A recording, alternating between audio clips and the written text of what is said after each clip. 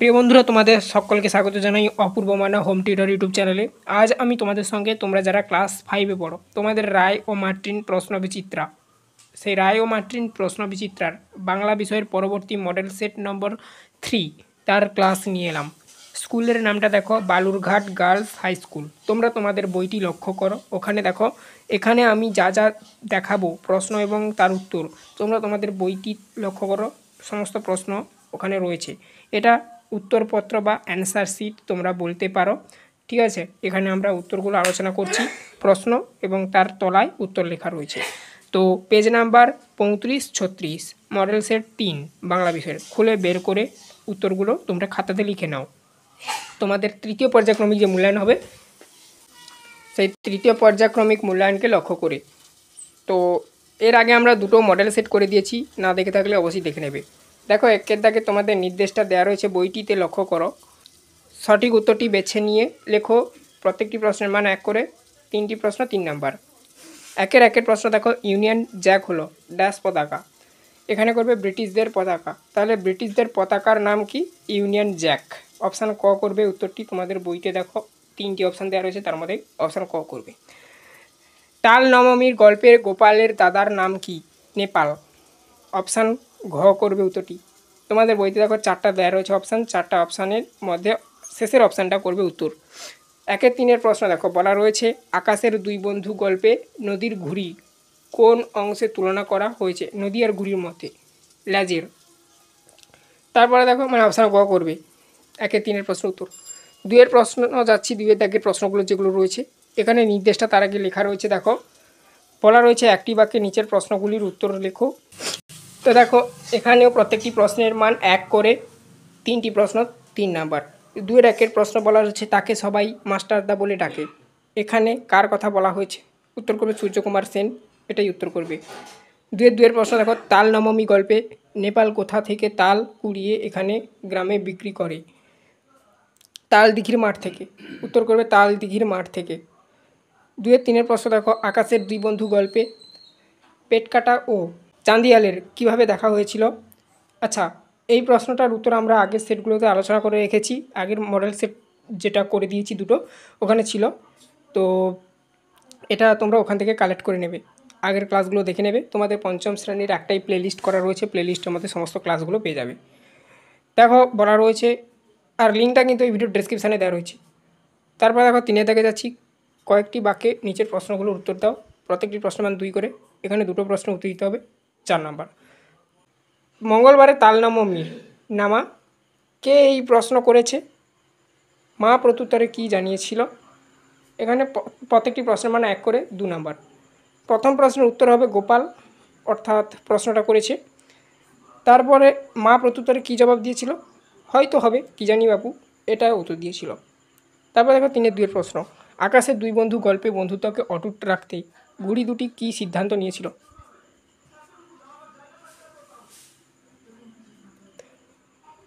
দুই বন্ধু পেটকাটা ও চাঁদিয়াল, তাদের বন্ধুত্বকেও, এখানে দেখো স্পেলিংটাও একটু মিস্টেক আছে। একটা কথা বলে দিই, এগুলো সম্পূর্ণ হাতে লেখা, মানুষ মাত্রকেই ভুল হয়। তো অনিচ্ছাকৃত ভুলের জন্য আমরা ক্ষমাপ্রার্থী। আমাদের লক্ষ্যে এরকমই বানান ভুল পড়লে আমরা সংশোধন করে নেব বা করে দেবো তোমাদেরকে। তোমরা দেখতে থাকো এবং খাতায় যারা লিখছ সঠিকটা লিখো। এখানে বন্ধুত্বকে অটুট হবে, ঠিক আছে। অটুট, অট হয় সুখার ট, অটুট, ঠিক আছে। অটুট রেখে একসঙ্গে লড়াই করার সিদ্ধান্ত নিয়েছিল। তারা সিদ্ধান্ত নিয়েছিল তাদের মধ্যে, এখানে দেখো প্যাঁচ হবে, প্যাঁচ, পয়সা আকার চ, প্যাঁচ খেলা শুরু হলে তারা দুটো সুতোর জট পাকিয়ে ছিঁড়ে ফেলে একসঙ্গে উড়ে যাবে। 4 দাগে দেখো নিচের প্রশ্নগুলি নিজের ভাষায় উত্তর দাও বা লেখো। 4 দাগে দেখো নিচের প্রশ্নগুলি নিজের ভাষায় উত্তর লেখো। 4-1 প্রশ্ন, কি খোকা ঠাকুর যাচ্ছ কোণে তো ভরে? এটি কোন গল্প থেকে নেওয়া হয়েছে? এখানে দেখো খোকা হবে, ক্ষয় আঁকাটা দেবে, প আঁকার হয়ে গেছে। তো খোকা ঠাকুর কে? সে এত ভোরে কোথায় যাচ্ছে, কেন যাচ্ছিল, মানে সে এত ভোরে কোথায় কেন যাচ্ছিল। প্রথম প্রশ্নের উত্তর হবে তাল নবমীর গল্প থেকে নেওয়া হয়েছে। দ্বিতীয় প্রশ্নের উত্তর হবে গোপাল। তৃতীয় প্রশ্নের উত্তরটা হবে তালদিঘিতে জটির পিসিমাকে এনে দেবার জন্য, তালমমিতে জটির পিসিমার থেকে এনে দেওয়ার জন্য। তারপরে দেখো ধুতি পরা মানুষটির নাম সূর্য সেন। কোন রচনার অংশ? লেখককে। সূর্য সেন কেমন লোক ছিলেন? প্রথম প্রশ্নের উত্তর করবে মাস্টারদা, দ্বিতীয় প্রশ্নের উত্তর করবে অশোক কুমার মুখোপাধ্যায় লেখা।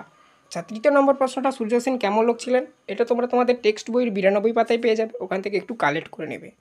5 দাগে যাচ্ছি, ঠিক উত্তরটি বেছে নিয়ে লেখো। প্রত্যেকটি প্রশ্নের মান 1 করে 3টি প্রশ্ন। 5-এর 1-এর প্রশ্ন, কোন ঋতুতে সাধারণত আকাশে ঝড় ওঠে না, মেঘ ডাকে না? উত্তর করবে শীত ঋতু, অপশান ঘ। 5-এর 2-এর প্রশ্ন দেখো, একলা কবিতায় ড্যাশ প্রাণীর কথা আছে, একটি প্রাণীর কথা আছে। 5-এর 3-এর প্রশ্ন, বোম্বেগড়ের রাজা কবিতায় হুকোমালা, এখানে দেখো হুকো হবে, ঠিক আছে, একটু সংশোধন করে নেবে, হুকো। হুকোমালা পড়ে কে নাচে? রাজার খুড়ো। তারপর দেখো 6 দাগে একটি বাক্যে নিচের প্রশ্নগুলোর উত্তর লেখো। প্রত্যেকটি প্রশ্নের মানে 1 করে 3টি প্রশ্ন। 6-এর 1-এর প্রশ্ন, মিষ্টি কবিতায় হোঁচট শব্দের অর্থ কী? হাঁটার সময় কোথাও ধাক্কা খেয়ে পড়ে যাওয়া। উত্তরটা হবে এটা।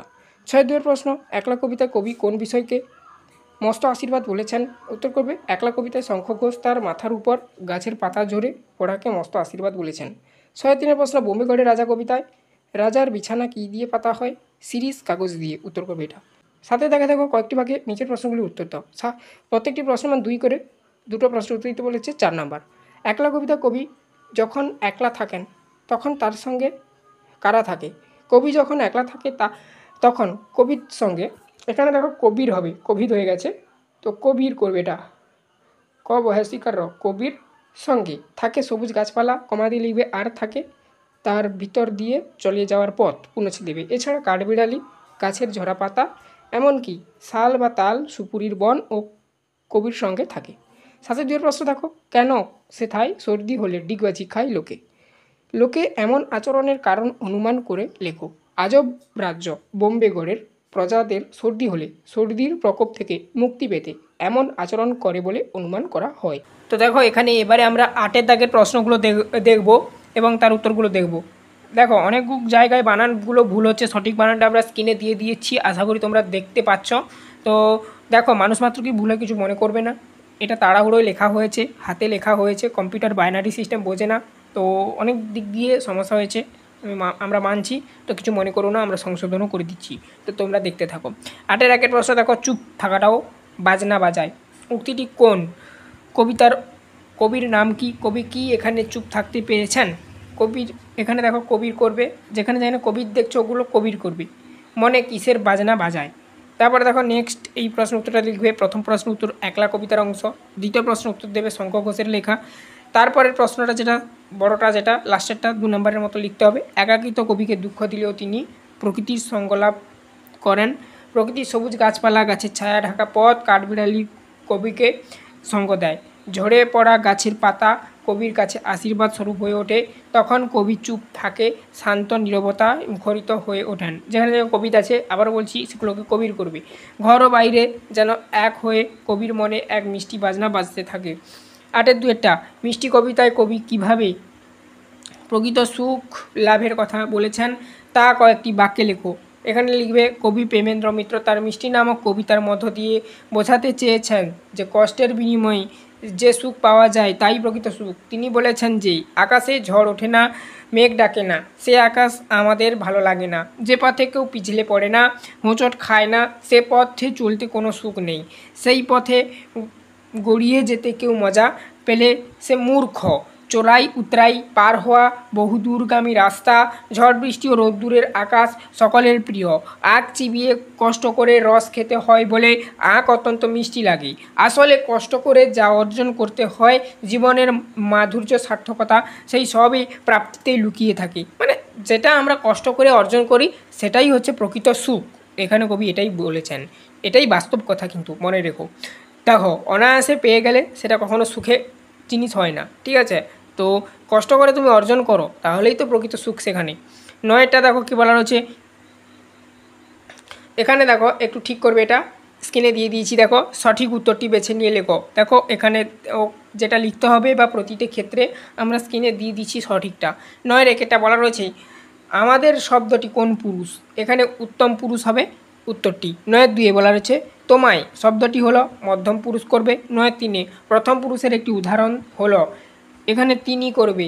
9-4 তুমি পক্ষ বা মধ্যম পুরুষের উদাহরণ হলো ওরা যাচ্ছে। 9-5 দেখো ড্যাশ আগামীকাল বেড়াতে যাব, শূন্যস্থানে বসবে আমি। 10 দাগে দেখো নির্দেশ অনুসারে নিচের প্রশ্নগুলির উত্তর দাও।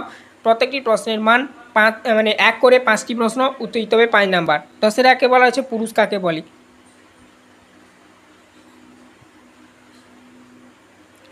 10 একে বলা রয়েছে পুরুষ কাকে বলে, যাকে আশ্রয় করে ক্রিয়ার রূপ পরিবর্তিত হয় তাকে পুরুষ বলে। 10 2 বলা রয়েছে আকাশটা যদি আমাদের ঘরবাড়ি হতো, এখানে আকাশটা কোন পুরুষ, প্রথম পুরুষ হবে উত্তরটি। 10 3 বলা হচ্ছে দুটি সর্বনামের উদাহরণ দাও, আমি সে, উত্তরটা হবে এটা। 10 4 বলা হচ্ছে 10 4 বলা হচ্ছে দেখো এখানে দেখো এটা হবে ক্রিয়ার, এখানে এটা হচ্ছে ক্রিয়ার হবে, ক্রিয়ার রূপ অনুযায়ী শূন্যস্থান পূরণ করো। আচ্ছা দেখো ড্যাশ কি বাড়িতে আছেন, শূন্যস্থানে তিনি বসাবে। 10 5 বলা রয়েছে দেখো পুরুষ বা পক্ষ অনুযায়ী শূন্যস্থানে ক্রিয়া বসাও, আমরা এখন খুব ব্যস্ত ড্যাশ, উত্তর করবে আছি, শূন্যস্থানে আছি করবে। 11 দেখে দেখো প্রদত্ত শব্দগুলি বিপরীত শব্দ লিখে বাক্য রচনা করো। 11 1 বলা রয়েছে উচিত, উত্তর হবে বিপরীত শব্দার্থের অনুচিত। কাজটা করা মোটেও উচিত হয়নি তোমার, এটি বরং অনুচিত হয়েছে, বাক্য রচনার এটা উত্তর হবে। 11 2 বলা রয়েছে চঞ্চল, বিপরীত শব্দের উত্তর হবে শান্ত, বাক্য রচনার উত্তর হবে ছেলেটি বড়ই শান্ত প্রকৃতির। 12 থেকে বলা রয়েছে দেখো নিচের বাক্যগুলিকে মানে এখানে দেখো রেখাঙ্কিত করবে, রেখাঙ্কিত রেখাঙ্কিত ঠিক আছে, রেখাঙ্কিত করবে। এখানে এই যে এইটা কেটে দেবে, রেখাঙ্কিত শব্দগুলির পরিবর্তে বিপরীত শব্দ লেখো। এখন রাত, এই যে রাত, রাতে কিন্তু দাগ দেওয়া রয়েছে তোমাদের বইতে দেখবে, এটা হবে দিন, উত্তর।